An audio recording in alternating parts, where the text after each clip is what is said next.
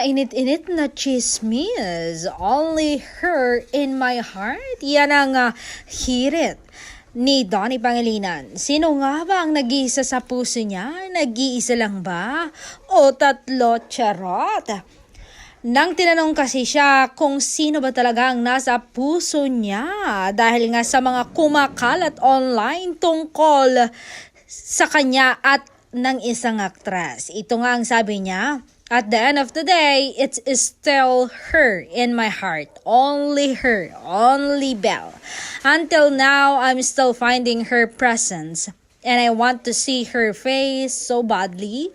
I miss her voice, face, lips, eyes, scent, love, and everything.